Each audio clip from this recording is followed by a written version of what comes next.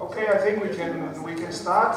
We are continuing in the world of anti-doping. My name is Jesper Frigast Larsen. I'm from Anti-Doping Denmark, where I'm the legal manager, and in various capacities I've been prosecuting doping cases for the past 27 years, which accounts for about between 350 and 400 cases.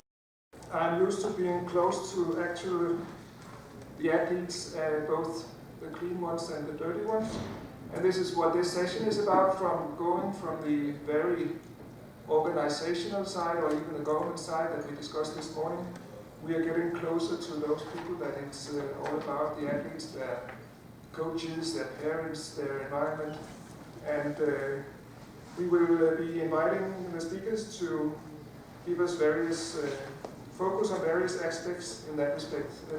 Personally, being from an organization who has been part of the World Anti-Doping Code and signatory to the World Anti-Doping Code and WADA since the very beginning, I'm interested in also hearing about some of the partnerships and work that's been done by organizations in anti-doping which are not actually signatories to the code, but still are working in the field of anti-doping. And this we will also hear a bit about in the next hour or so.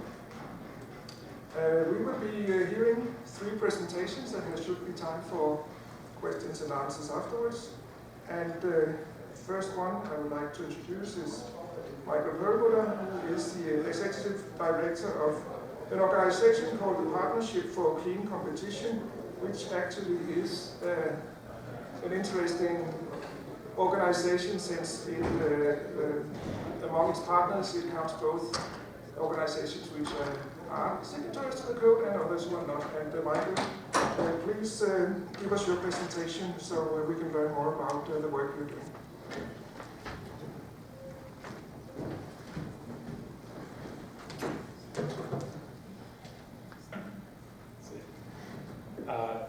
Thank you for that kind introduction, and thanks to Jens for allowing me to speak at this conference. I want to start by saying that I understand that this is a conversation about culture and perception, and I'm going to talk about the PCC and how we fit into the ecosystem, but I'm not entirely sure how we create culture or have anything to do with perception, although I'm going to talk a little bit about how we are this interesting mix of WADA code signatories and non-WADA code signatories. Just to be a little bit interactive, how many of you have heard of the Partnership for Clean Competition? And my intern, my former mentee, can't raise his hand in the back. So we are an anti-doping research collaborative. We protect athletes through a commitment to high-quality anti-doping research and development. We do that by funding scientists all over the world to solve the most pressing questions that are in anti-doping. We've been around since 2008, and we have funded more than 100 research projects representing 80 scientists. Now, I'm happy to say, to the delight of some of the people who are on my panel and some of the people in the audience, we fund both analytical science and social science that's committed to solving these problems. And we do it all over the world. We've funded research in 18 countries, and we fund about $5 million a year with an average award of $202,000. So as I said, we were founded in 2008 by the US Olympic and Paralympic Committee, the National Football League, Major League Baseball, and the US Anti-Doping Agency. Since then, we've had a number of organizations join our partnership. What you'll notice, and what I think is important to discuss at this conference, is that being a WADA code signatory is great, but it doesn't mean that you run a great program. And not being a WADA code signatory doesn't mean that you don't run a great program. The organizations that fund us are both. We have the US NADA, the US Anti-Doping Agency, and the US Olympic and Paralympic Committee. But just as committed to anti-doping, we have Major League Baseball, the National Football League, the National Hockey League, the PGA Tour, And I don't know whether I have a pointer on this, but over there you can even see a few of the collection organizations that are actually physically on the ground collecting samples from athletes both in the United States and internationally. So I just wanted to use this slide to show you a little bit about what we do. Over the 11 years now that the PCC has existed, we've given more than $26 million to anti-doping research. And very important to the way we measure our success, more than 43% of the projects that we've funded have been adopted in WADA accredited labs, and sometimes also in other areas of science that benefit from the research that we funded. As I said, we funded research in 18 countries, more than 80 researchers, and it changes every day. This morning before our session started, I think we funded 2 additional projects, so the day starts bright early for the PCC. One of the things, and I say this over and over again because I'm hoping there's somebody in the audience today who will ask the PCC for money. As I say at all of the conferences that I speak at, I'm the only person in the room who gets evaluated for performance based on how much money I give other people.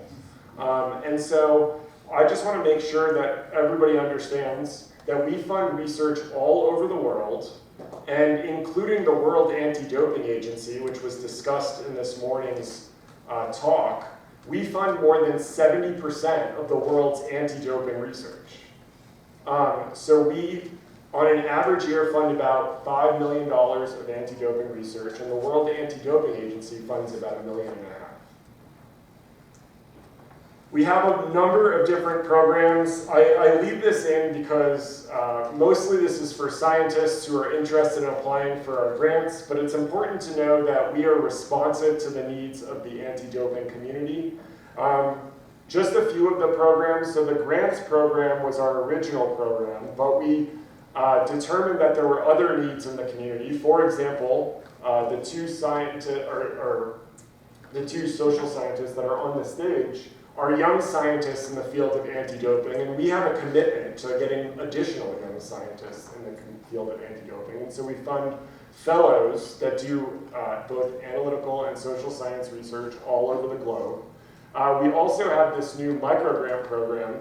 As we talked about the Russian scandal earlier today, there was a substance that was determined to be used by athletes in the European Games called meldonium. It was a substance that was found to be used, and we needed a test for it urgently. Our microgrant program was actually the program that allowed us to develop the test for that substance.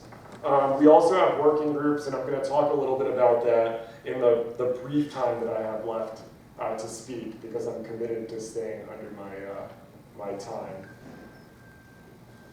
So this is the thing that I want to talk about for the bulk of my presentation. I have about 4 more minutes, and I promise not to take a second more. So I wanted to use an example of the projects that we work on to show how we fit into the ecosystem. So I'm going to talk a little bit about dried blood and dried plasma spots. Do we have any athletes in the room? Okay, so I'm going to use a hypothetical athlete because I think it's important to show what they go through when they're tested. So athletes are tested typically using either urine collection or blood collection. If you're collecting blood, you have a phlebotomist go out to the athlete and collect tubes of blood by sticking a needle in their arm. However, it's a very onerous process for the athlete to collect that blood sample. In the case of certain sports, it may even affect their performance because you don't want to throw a pitch if you're a baseball pitcher after having blood collected from your arm. And so there's new technology that we're working with which will allow the athletes to provide blood samples, but do it in a painless way by simply putting a device on their arm. But there are a lot of moving parts to this. And one of the moving parts is that WADA policy determines whether you have to have, for example, blood collected in triplicate so that you can potentially prosecute cases. And the intricacies of that policy affect whether or not we can use these new devices to collect blood samples. So when the devices collect the sample, they're put on a card. You can kind of see it in the middle of this screen, that card right there. And those devices are not in triplicate. Quite often they're a duplicate or single collection, and so in order to change to these devices, we have to change WADA policy.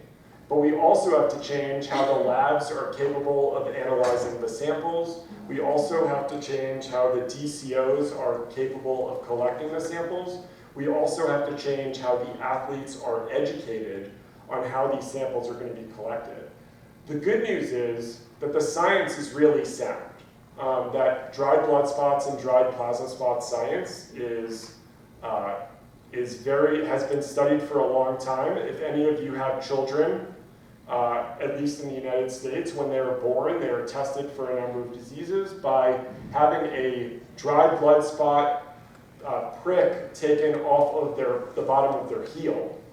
So the science has been established in other areas, but in anti-doping, quite often is the case, we have a lot more hoops to jump through. And that is how the ecosystem is connected. Because policy determines what we're able to test, what WADA requires. I also work for professional leagues. They are collectively bargained, so the collective bargaining process also determines what they're able to do. The WADA accredited labs need technical documents and guidelines on how to handle these new samples. The good news is that I'm actually leaving this conference tomorrow. It ends today. I'm leaving tomorrow to go to Arizona to collect blood samples using this new technology from 250 minor league baseball players to determine how the athletes feel about this whole process, which is also an integral part of knowing whether or not something can be adopted, and the PCC is committed to figuring that out.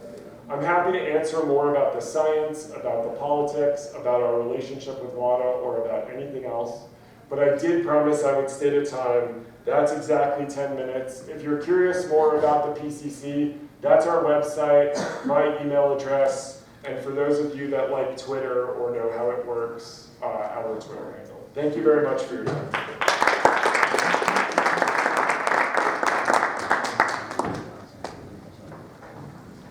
Thank you, Michael. You get full marks, if not for anything else, for keeping the time so very well. But there may be more we would like to hear from you later, but so then the questions can come. Until then, I think it's appropriate then that we will hear from two scientists and researchers, since Michael has described how research into anti-doping matters is very important for us to move forward, and I can agree with that coming from a practitioner side. We need new insight, and we need new angles, maybe angles that we're not used to putting on things, being involved in the day-to-day work of anti-doping. The first researcher to speak to us today is Helen. Helen is a research fellow at the Leeds Beckett University in the United Kingdom. She's been working a lot with coach-athletes relations, and also with the relations or the parents' role in maybe preventing doping among athletes and the barriers and enablers that will counter that. So Helen, please tell us about your work in that respect.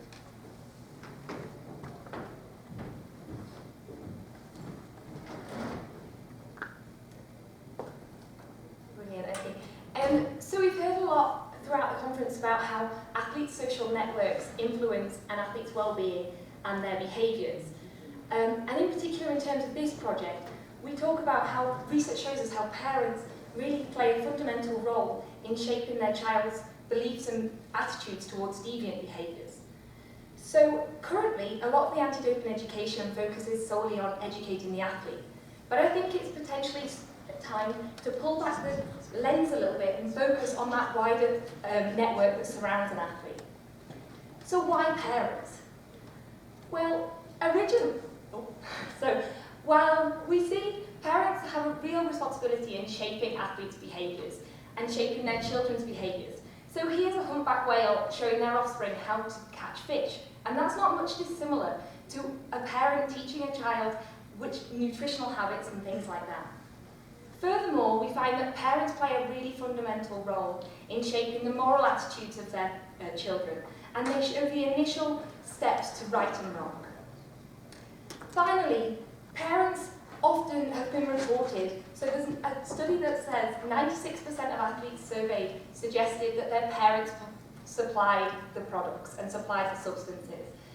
Now, I'm not suggesting that there's a parent-based trafficking system going on out there, but what I am suggesting is that potentially the consumer and public limited knowledge around counterfeit supplement products that are available on the market may have some implications here, as supplements have been seen to be provided by parents to athletes. So I think it's really important that we need to focus and educate and empower parents around clean sport and their roles and responsibilities. So the limited information that is currently provided for parents lacks a theoretical evidence base. So what we've done here is apply a theoretical base towards our research to explore barriers and enablers to parent clean sport education. So this theory is called the Kombi Theory and Kombi model, and it's underpinned by theoretical domains framework as well. So I'm going to give you a brief overview. In the middle, in the green circle, we see how capability, opportunity, and motivation shape our behaviours. And those elements, so for example, you might find that a parent might be motivated to support their athlete and their child, but they lack the capability and opportunity to do so. And just so that we can elaborate a little bit further to understand those behaviours, we talk about the theoretical domains framework, which is shown in the yellow circle on this diagram.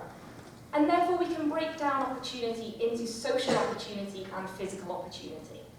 So we've used this model to underpin this research that I'm talking to you today. So in terms of the actual method, we spoke to 14 parents and 4 grandparents who identified themselves as the primary caregiver of academy-level cricket players in the UK. And we had conversations with them so that we could understand their experiences and knowledge around this topic. So our results. We found that capability, opportunity, and motivation were all important in underpinning parents' behaviours and their ability to perform clean sport roles and responsibilities. So in terms of the results, for capability, we're talking about the psychological and physical underpinnings here, so knowledge and skills. So what we found to begin with is that parents lack knowledge, and that's really important. Because in terms of the WADA code, one of the roles and responsibilities of parents is to ensure that they are knowledgeable about anti-doping principles. So we found one parent unfortunately say that presuming most of the stuff they're going, I can't read that exactly, I'm going to stand here. Presuming most of the stuff they're going to have access to is over-the-counter medicines, therefore ethical pharmaceuticals. So they're not going to reach any doping standards. And furthermore, we saw parents talk about their capability and their lack of confidence in approaching this topic. So on a scale of 1 to 10, it'd be about 0.5. Well, if you're 0.5, I'm lower than that, because you know that there are 8 different types of enhancing drugs, and I don't know any. In terms of opportunity, we're talking about the factors that lie outside of a parent's perceptions here. So in terms of physical opportunity, we're talking about the environmental context and resources. And what was interesting to see is that parents spoke about the academy setting really limiting and affecting their way of communicating with their child. So to begin with, if you think of the journey that we've been on right up until last year, the parents were involved in everything and told about everything. Now you get involved in the academy and parents are effectively shut down because it's a professional setup. Helen, just also for the sake of recordings, if you would use this microphone. Yeah, that's fine. Sorry. And then in terms of what we also found is that parents had time to talk to their children about this issue. However, due to the pressures that they faced within the academy setup, they often tried to talk about other things. So we find we don't talk about cricket because there's enough pressure put on the children in the environment that they're playing in without getting any of it in the car. My first question to Adam is, where do you want to go for your tea? You know, are you hungry? You know, what are we going to have for tea? You don't go over the game because they've already done that. In terms of the social opportunities, what we found here is that parents often suggested that there were other people that were more influential and should be playing that role in terms of shaping children and athletes' understanding of anti-doping principles. So we had, I think the English Cricket Board have got to take some responsibility. The whole point of these lads is to be working for the ECB, and maybe there should be half an hour lesson as part of their induction onto this, now that they're at a semi-professional level that's driven from the ECB, that goes through things because they're not aware of everything. Despite that, what we did find is that parents did want social support. They wanted the support from others so that they could provide support to their athletes. Because it's a specific area as well, it's not the sort of thing that you can discuss with a GP.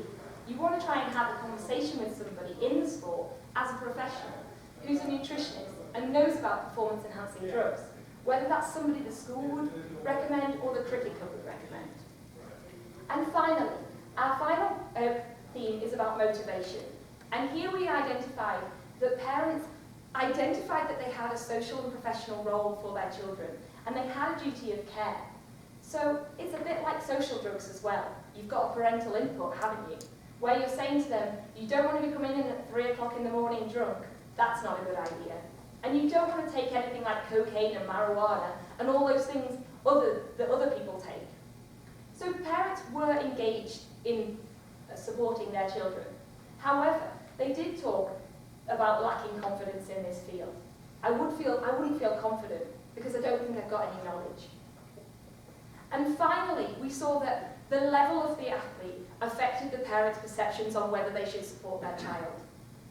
Well, as far as Sam, who's a scholar, and as far as I'm concerned, he hasn't signed any contract. He will never be drugs tested. He's 16 years old at the moment, so he can take, within reason, what he wants. So what does that mean for us, and what should we do? Well, I think ultimately, I've hopefully identified that parents are motivated to support their athletes and their children. However, they lack the knowledge and the capability to do so, and the opportunity and the environment that they're in sometimes restrains that. So in terms of policymakers and academics, what we need to move forward to do is we need to provide further education for parents.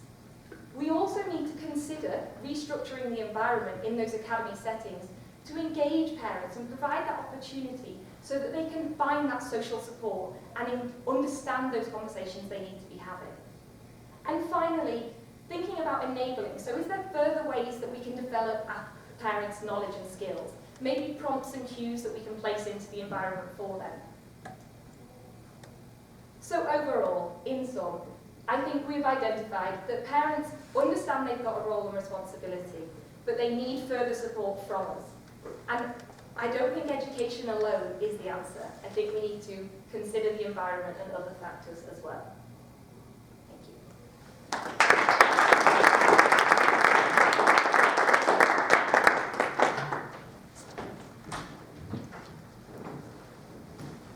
Thank you very much, Helen. I think I'm encouraged in thinking of the fact that in Anti-Doping Denmark we are currently developing a parent's guide as part of our education and prevention program, anti-doping. And of course, the next step from such a guide will be how to implement it with the athletes, particularly the young athletes, through the federations, and make it a living thing among the young athletes and their families. But I believe also from what you have said that this is quite an important thing. We also actually have an actual case at the moment where there is a parent involvement, so it's a very current theme, I think, and thank you for that, for putting the light on that. And then we will move on to Siena Morgan, who has a PhD from the Loughborough University in London, if I pronounce it correctly, or yes.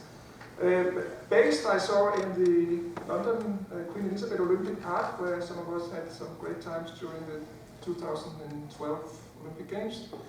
It's good that it's still being used for proper purpose, and one of them is this university. But Siena is looking into the coach's role, the perception of anti-doping policy among collegiate coaches. I believe it's an NCAA study, which is actually moving back to what's going on in the United States, but it probably has also global interest. So Siena, please present us your studies.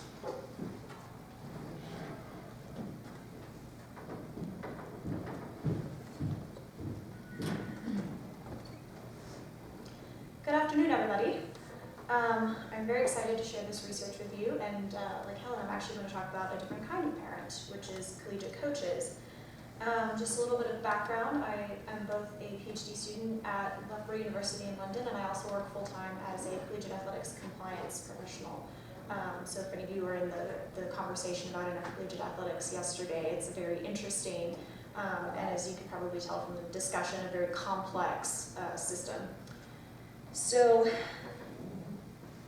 in 2016, 168 student athletes competed in Rio, and in 2018 in Pyeongchang, 161 current, former, and incoming student athletes, 92 from the US and 32 from Canada, competed in the Winter Olympics. So if we're talking about the Olympics and World Anti-Doping Agency and World Anti-Doping Code, where does the college scene kind of come into play with this? Well, we have, within the NCAA, you have Olympic sports, and those are often considered those sports that don't offer the opportunity, the same opportunities that football, basketball, baseball, even soccer, men's soccer, and women's soccer have now. But as a part of transitioning to that elite level, these student athletes have to understand both sets of rules because the NCAA rules are different from the WADA code. And the collegiate landscape is also very unique in that it offers a pathway for athletes to get to that next level.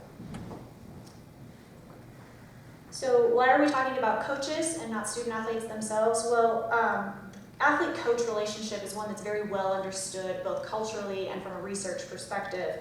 The influence the coach has, they're basically a type of parent as well that they have in a student athlete's life is just incredible. And so the question then becomes, well, how do these collegiate coaches perceive anti-doping policy? What are their thoughts on this kind of in-between phase? So to date, we have a variety of different codes to kind of go by. We have the WADA code, we also have, which is a code of strict liability. The NCAA code is a little bit, I don't want to say looser, but it's a little bit different in the way that it's structured. We also know from research that coaches are both the influencers and the influenced. And so to understand where they stand on anti-doping code and education and things like that will provide pathways for education, better education, and the imbalance between the international federations and the national anti-doping organizations. All these studies, a lot of studies in the past really tend to take on either athletes who are competing at the elite level and or collegiate athletes that are only competing at the collegiate level. Nobody ever kind of talks about that in-between phase. So I thought it was important to talk to you about the methodology that we used. We used the grounded theory methodology just because we didn't really know what we were going to be up against, what we were going to hear from coaches, and we didn't want to apply any kind of theoretical bias to that. So we just used the grounded method of theoretical sampling, semi-structured interviews, and as well a coding process. So we contacted 49 coaches. Of those, 6 consented to be interviewed. As if you aren't familiar with the National Collegiate Athletic Association, it is split into 3 divisions, divisions 1, 2, and 3. And within division 1, which is the highest level of competition, you have major and non-major conferences as well. So 1 major conference was represented, 2 non-major conferences were represented, and we actually chose the summer games just because of accessibility. More schools offer summer Olympic sports than winter sports. Split those into regions, split those into conferences and schools, and that's how we found our participants. Oops. So from here we had 3 primary themes that emerged. A pretty high-level role of athletic trainers.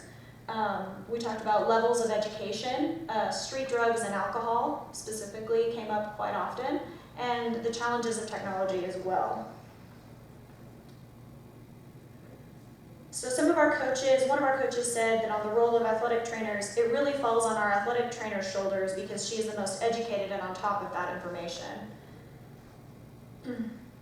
In levels of education, one coach said, our sport has a not in our sport mentality because there's so little incentive to win as a sport that doesn't have a professional level after college.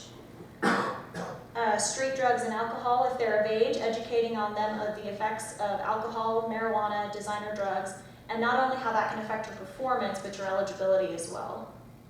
And lastly, for technology, for as many ways as they can detect substance abuse and doping, the people who are out there trying to get it done are always going to be one step ahead of that. So as you can see, it's a bit feudalistic and a lot of things that probably we already knew. But we had a generally lower level of education than I think was really expected. Whose responsibility is it to educate? And nobody kind of really knew the answer to that. Coaches pointed to athletic trainers. Who do the IFs point to? It's kind of convoluted, and that was a really interesting finding in that without anybody really knowing who's in charge of that, who is responsible for that information, how does that get properly distributed to the student athlete? Education and the connection to prevalence in sport. I think that a lot of coaches mentioned kind of along the same lines as our one coach that just because it doesn't happen in our sport, it doesn't mean it can't happen, but that it's not as much of a priority. It's not as high profile or high access. The interesting finding on street drugs and alcohol just really reinforced the NCAA's literature, and that's kind of their main focus, especially with the prevalence of things of abuse of things such as Ritalin and Adderall and other types of substances on college campuses in general. That's where their emphasis really lies. So for sport professionals, I think a completely thorough investigation of all the parties involved, parents, coaches, would really ensure comprehensive policy progress, being able to pinpoint and say whose responsibility it is to educate the athlete. Is that responsibility fall on the athlete themselves, or is it something that does fall on the coaches or the parents?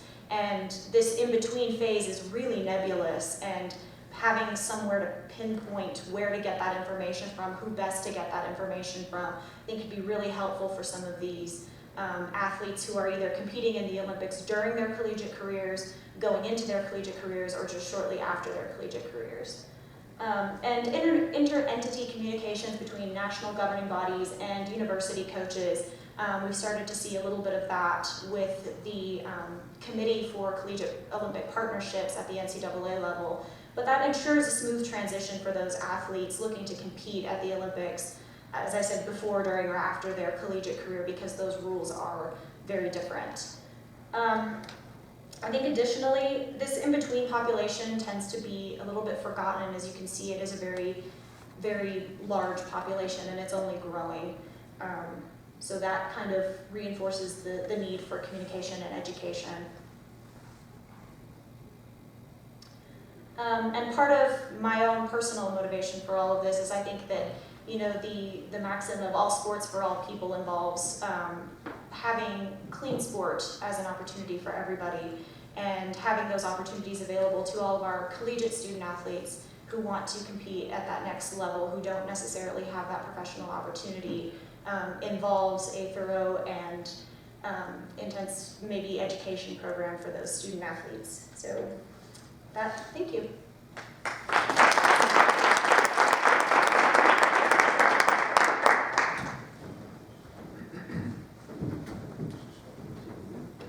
Thank you very much, Siena. I wonder, before opening the floor, if any of the panelists would like to comment on each other's interventions as it is. Maybe you would be provoked by some of the other interventions to have some comments at this stage before we open the floor.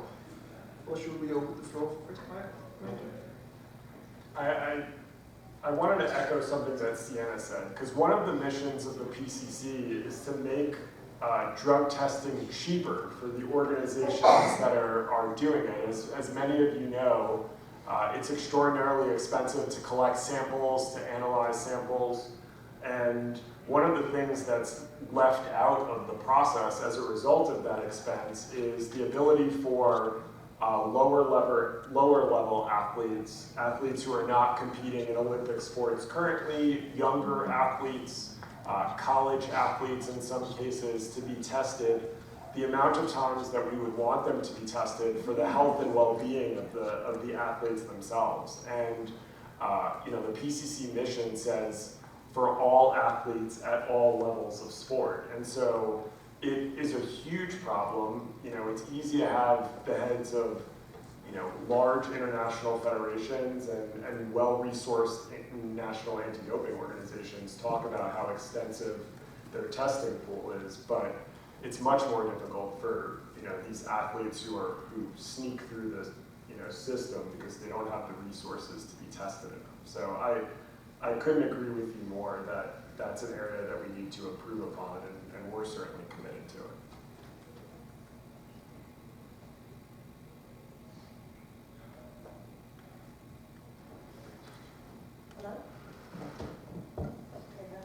I think just to kind of echo that, I think we all know how complex the system really is, and I think just adding this extra piece of, parents and adding more stakeholders just makes it more complex, but I don't think that makes it any less important. So I'm really happy to hear your thoughts on parental education and how interesting it is to hear that it so much echoes what coaches are saying. And I think that's really an interesting area that I may need to be further researched, I think. Thank you. Are there any questions from yes? There's several hands up. If you would, we could start at the front and then move back with the microphone. There's 3 at the moment. Please present yourself and your question. Yes, my name is Mauricio from Transparency in Sport. Yes, my question, a short question for a short answer, please, for Siena and Helen. Yeah, the first is, do coaches are keen to attend workshops or online education? And the second one is your personal thought about the effectiveness of the current education programs. Thank you. So yeah, in terms of parental education, I personally, my personal thoughts are the information leaflet that WADA provides that is sent out by various NADOs is potentially not good enough at this moment in terms of that, so we do need to further that and move forward. But there are a number of NADOs who are currently doing that and currently sort of progressing that field. And in terms of engagement, and I think that's where that falls down, and that's where I was saying potentially education is not enough, because we need to consider those other aspects of how we reach parents. So maybe it's prompts, cues within their environment, rather than sort of a leaflet that they get at a certain competition at a certain point when their child reaches a certain level. I would agree. I think that education, from my view, has just sort of been non-existent. I think at the collegiate level, I think they almost rely on their national team coaches to kind of take on that responsibility, and it just kind of goes back to whose real responsibility is it? And I don't think anybody knows, and I think anybody would be open to having that level of education, but nobody knows whose responsibility it is to then pass it on. It's not enough for a coach to know the code and to know what's going on, but it's more about sharing that information with the athlete and sort of creating that culture of where they can have those kind of dialogues, whether that's with the coach or the athletic trainer or a sport administrator. I think it kind of goes back to that whole "not in my sport" mentality. I think that's a really interesting, was a really interesting comment that was made, is that it doesn't happen in my sport, so I don't really have to worry about it, which I don't think is quite, kind of puts up a barrier to that level of education of, well, why do I need to prioritize it if it really isn't a problem? Thank you. There was also in the middle, and we'll come back to you. I noted you. Yeah. Yes, please, in the middle, microphone. Oh, she's next. All right, we take your question first and then come to you. I'll pass it on. Hi, is this on? Hi, my name is Laurie Patterson. I'm from Leeds Beckett University in the UK. So I've got a question for Siena, but I just want to say first and foremost how great the panel was. So thank you all of you for great presentations. Siena, so you invited over 40 coaches to interview and only 6 said yes. What do you think might be the potential reasons for that?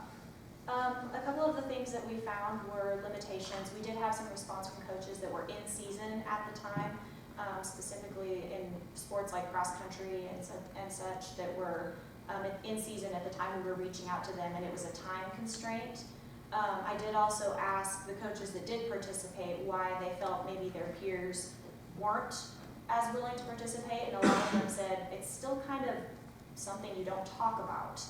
And I went, okay, which seemed kind of strange to me, but I wasn't able to go back and verify that, but I thought that was an interesting comment as well, that it's still somewhat taboo to discuss doping matters and doping education and such. Can I ask a follow-up, Chair? Yeah, we found that certainly in the UK we've had a huge disengagement from the coach population. We've published on that recently. They think it's a dark subject. With that, what do you plan to do next with your studies, whether that's with coaches or with something different? I don't know what your plans are. Well, I'd love to go into a more broader perspective of understanding the ecosystem, kind of that's something that Michael referred to, and really analyze. I'd like to pinpoint exactly whose responsibility that is. I think that's something that's been obviously mentioned and really kind of left out as to, okay, you know, do we have to keep putting that responsibility on the NATOs? Do we need to keep putting that responsibility on do we need to put that on the collegiate administrative staff to have better support for their Olympic sports? I think analyzing that ecosystem and kind of understanding who really has the most pull, who has the most influence on those athletes, who actually has the most administrative hand in how these things operate, would help kind of pinpoint where that education needs to go, where those conversations need to go to make them most effective. Thanks. And then in the middle, yes? I'm Araceli from Loughborough School. Thanks to the panel. I know that those type of research needs months and months of work, hours and hours of field work, so great job, thanks. But my question is to Michael, that despite all these efforts, when I started retesting the samples from Beijing Olympics and the London Olympics, I was frustrated. And I was sorry for myself that I spent a lot of hours in front of TV watching those competitions.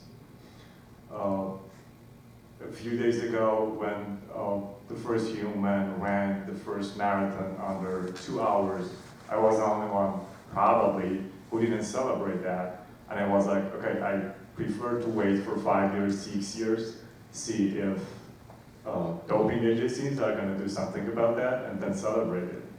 So my question is that, despite all your efforts, why bad science is always ahead of good science? Why cheaters are always ahead of authorities? It's a great question, and it is the one that haunts me every day of my job. I had the privilege of going to Rio to watch as a spectator, and I saw some tremendously remarkable things.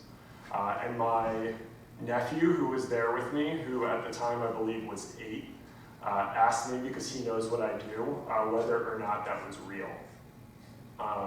And it hurt a lot. I think retesting is a critical part of anti-doping. I think every day our technology gets a little bit better, and the ability to take already collected samples and utilize that new technology to make sure that we are putting a period on the end of the sentence to make sure that it's just not that they were considered clean samples at the time, but with the most up-to-date technology, they're considered clean samples now. That being said, what I do is tremendously reactive. It's reactive to intelligence, it's reactive to what we find on the internet, for example, that athletes are using, and we're working to be less reactive. But some of our job is just constrained by the amount of resources that even we have.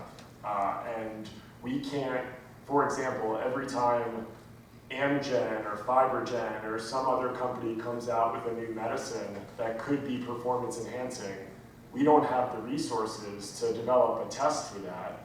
The labs don't have the resources to do the additional tests, and the international federations don't have the resources to pay for the additional tests. And so we have to take a small sample of the new drugs that come out and test for them. And I think if we had $20 million instead of $5 million, I'd still be giving you this answer, because I honestly believe we could spend $50 or $100 million doing this type of research.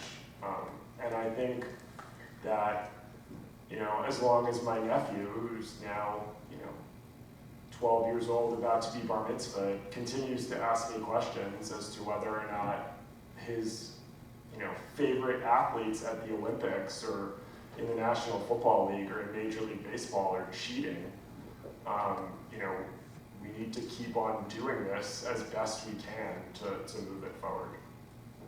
Thank you. Yeah, also thank you for us. On a personal note, I was, besides being part of anti-doping, I was chef de mission for the Danish Olympic team, both in Beijing and in London, living in the Olympic Village for months at a time with the athletes. And I have to say, exactly like you suggest, that I believed at the time that we really had the state-of-the-art anti-doping system. The best labs were working on this, and if there was anything, we would find it. And that was the belief we had while my team was participating in these Olympic Games. And then a few years later, with the retesting, we found out that, boy, we were cheated. After all, by the athletes walking around with us in the village that we thought were clean. And of course, it's good that we found out that these guys were actually there trying to cheat us, getting away with it in the first place. Maybe some of them have not been caught yet and still got away with it. On the other hand, it's pretty frustrating. So it's a kind of, I understand exactly what you're talking about on the personal level. We have a question more here on the second row. Hi, I'm Richard Moore, United States Anti-Doping Agency. Two questions. One, I'll just say I'll posit a theory on the reason why the cheaters are always, or it seems like they're always ahead, is because that they don't operate on the same moral, ethical boundaries as the rest of us do, and they have a different type of mindset. They don't actually see it as cheating necessarily. I think they don't see it like we see it. And once again, I'm not actually in that mindset, so I can't really speak to that, but I'm just going to posit that theory. So two things. One, I used to be a strength and conditioning coach on a D2 school and worked with an athletic trainer, team physician, so we worked in a triad. And I think that some of it, and would like to know, is there any plans on engaging that medical team? Because one of the things that I've encountered on a positive side and a negative side is you have team physicians whose job they believe it is to keep the athletes on the field of play or engaged in playing. And then there's also the team physicians that are like, no, it's about the health and welfare of the athlete. I don't care what the coach says. I don't believe it's in this athlete's best interest to be out there on the playing field today. So I think that's one of the first things you have is what's that medical team's job? Is it health and welfare of the athlete, or is it to keep them out there on the field? I think that's a huge piece. And the second part is you also have their primary care physicians or providers that are not part of the athletic triad there for the medical teams. And their belief sometimes, and once again twofold, is I'm operating within standard of care. I am doing no harm to the athlete by giving them this substance. And they have no clue whatsoever that this substance is prohibited in sport. And then you have the other ones that are like, oh, well, I need to act with due diligence. This is an athlete. Let me dig deeper. So I guess the first thing is, with regards to that athlete medical team, plans on engaging them, and then what are your thoughts on engaging the providers and educating them with regards to this piece? I would say, firstly, I think that the team physicians and the medical teams are a part of that larger ecosystem that need to be maybe not evaluated, but kind of understood better, just to see, kind of as what I was saying earlier, is what is the most effective way of getting that message to the athlete. And I think that's kind of step one. And then step two is once you educate that athlete, once they know, okay, this is what I'm operating with, maybe the onus does fall on them to take it to their primary care physician, or have a form from the team physician. Maybe it becomes a paper thing where they say, hey, I'm an athlete, these are prohibited substances. When you go to your primary care, take this with you and hand it to them, or to the nurse practitioner, or to whoever, to say, okay, now we have this in consideration, maybe we need to find an alternate path for your care. Maybe it's that simple, maybe it's not that simple. Maybe it goes on having conversations, and I don't know if that's more of a HIPAA question kind of thing, of the team physicians contacting or having that discussion, kind of pulling that primary care physician into that team and saying, okay, we're all in this for the athlete's care. You probably know best how to handle this, but you need to know that these are some limitations that this person faces, just as you would with a medical allergy, just as you would with anything else. I'd just like to add, this isn't our primary area, but the reason I'm going to minor league baseball to collect samples is so, in part, both the athletes and the trainers and the doctors and the staff understand what the collection process looks like, understand what substances we can test for, are actively engaged throughout the process, because much of the research that Siena was talking about, and much of what you were talking about, is if you don't have the right knowledge in the people that actually affect the behavior of the athletes, then you're not going to get buy-in from the athletes themselves. And so USADA does a great job of this. We are trying to do a better job of educating the entourages of the team staff that are involved in any part of that process, so they know, for example, it's painless, but that certain substances are prohibited, so they can't use ignorance as an excuse, all of those things, so that you make sure that, as you said, some of the athletes are going to dope because they're willing to do anything that they have to do to win. But some of these people are being caught out of ignorance, and we'd like to get rid of that part of the equation by having people say, like, they didn't know something was on the prohibited list, or they didn't know that this specific method of detection worked in a specific way, or something like that. I think as well that sort of seems to what Siena was saying about whose responsibility is it. I think I come from a slightly different perspective, as it's a shared responsibility, and that's what we're seeing, because there are all those influences on the athlete. We can't, and I think that's where the difficulty comes, we can't iron out, it's your job, it's your responsibility, because athletes go to different people, and athletes will seek support wherever they can around those scenarios. So I think ultimately it's a slow growth, and there needs to be work there, but there are a number of people who need that education and need that information fed to them to support.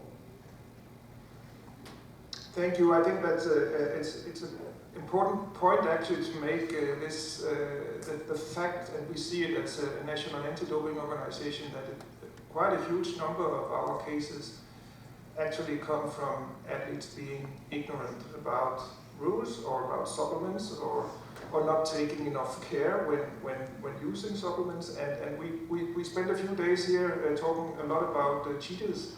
But the fact is that when it comes to the cases, we have a lot of cases that comes out of, that are not intentional cases, but still can have a devastating effect on the athlete's career, everything around the athlete, the club, the federation, everything. So it's encouraging to hear that this is a focus point. Also, I wonder if you have any more comments in that respect. No, I mean, I don't mean to say that ignorance is a defense. In fact, I would say absolutely the opposite.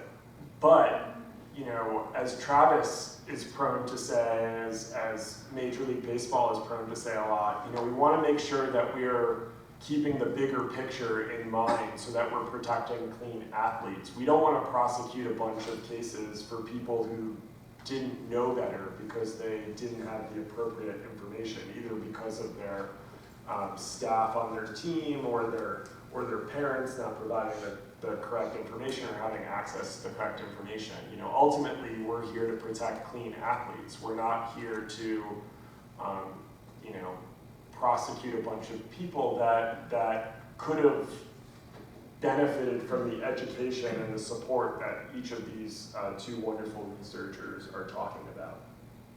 And just keep that in perspective, because it's a hard job to do if everybody had perfect information. We just need to strive to get that perfect information to the right people. Thank you. Kelsey, please, the microphone in front here.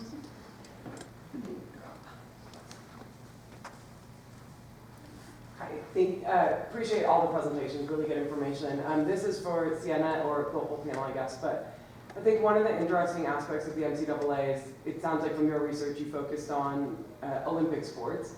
So those are athletes, and coaches that would fall under the WADA rules. However, the NCAA is not WADA compliant. And so I'm just curious as to, you know, we've spent, I'm from Leeds, Beckett, formerly, but we spent the last 5 years delivering education to student athletes in the US, Canada, and the UK, as well as athlete sport personnel. And what I found, and I'm curious as to whether or not you did, very few, if any, realize that there's different rules, especially for sports like swimming and track and field, where a lot of those collegiate athletes are competing in IAAF or USA swimming events in the summer, and they have no idea that the rules are different. So something that they were taking in the NCAA, which would result in a 1-year sanction at worst, is a 4-year sanction, and their name's publicly announced if they happen to test positive in a WADA compliant event. So just curious, I guess the question is, you know, is that something that you considered when talking to these coaches, and if so, what was the comments or the feedback that they gave you? Well, I did ask coaches about NCAA drug testing, just out of curiosity to see what kind of their thoughts were. And a couple of them, one even mentioned to me specifically, said in the 5 or 6 years I've been coaching, I've maybe had 1 or 2 athletes that have been tested. And I think that kind of goes back to Michael's point about how expensive it really is.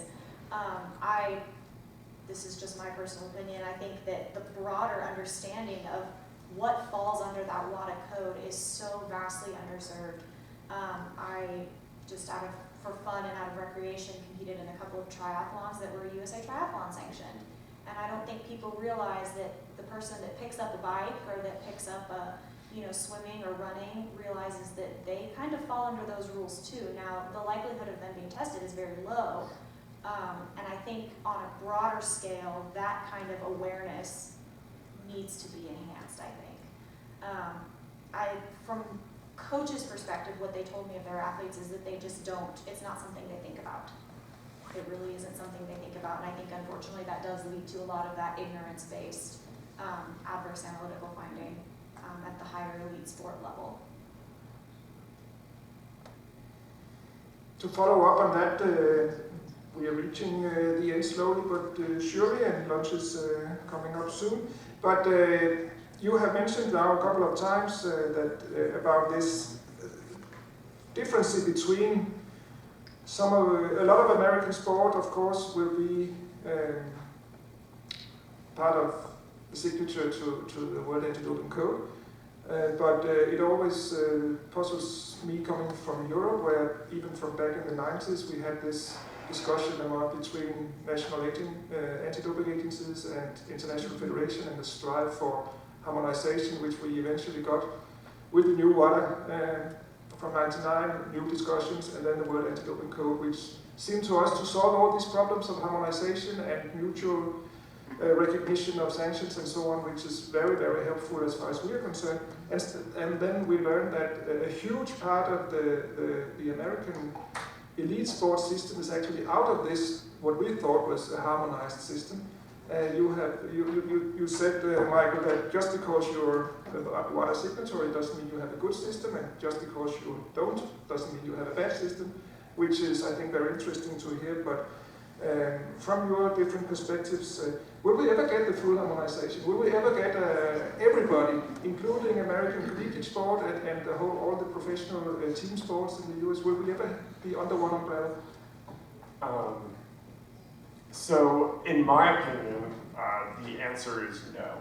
I don't, based on the way that the professional leagues are structured in the United States and the requirements for collective bargaining, there's very little incentive for those organizations to become code compliant because they would be giving the power outside of their collectively bargained agreements between the Players Association and the league itself.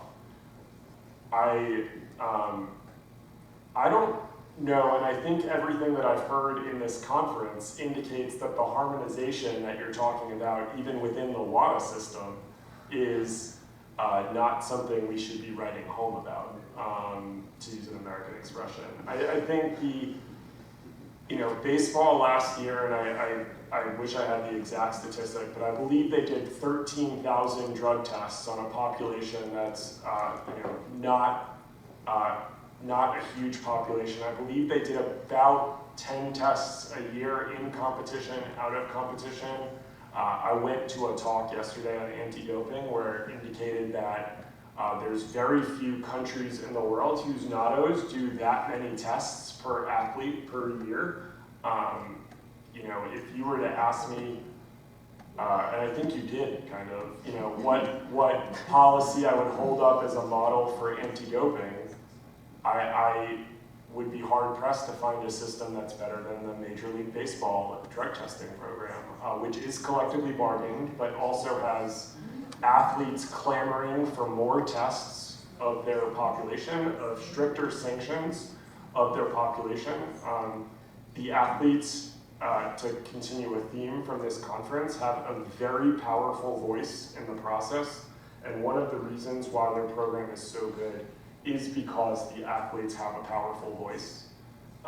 Becky talked about today that the athletes don't have a very powerful voice in the World Anti-Doping Association or the IOC. So I think harmonization would be great, probably won't happen. What I'd like to see happen is everybody get up to a standard that we are all proud of, that we would all be willing to say is protecting all clean athletes at all levels of sport, regardless of what country they live in, whether they compete in a revenue sport, whether or not their international federation has sponsorship from large shoe companies, or et cetera, et cetera, et cetera. And I think that's what we should be striving for, more than having more code signatories.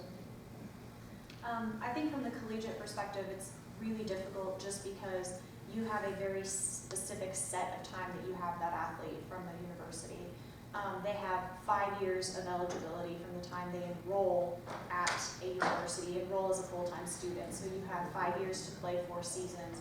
And I think that makes it very hard to say, we're going to, it's been done. You've seen sanctions from other disciplines. We're going to suspend you for 4 games. We're going to take away an amateurism season and things like that. But I think it is very hard.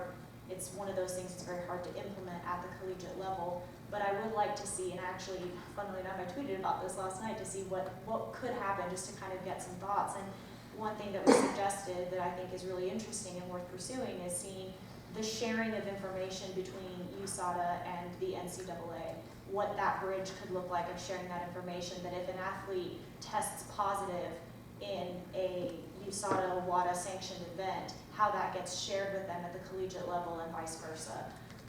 I think that's about as close as you're going to get to real harmonization, just because of that, A, the time limit, and B, I think there are also some state law privacy issues that are in play with the collegiate drug testing system that I think are a little bit difficult to bend.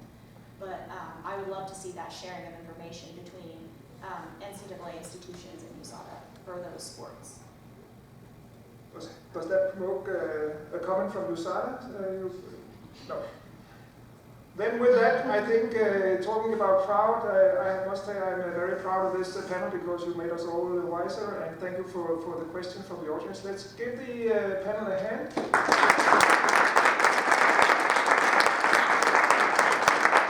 Thank you everyone. It's time for lunch, and we will resume at 2:15 in the main room.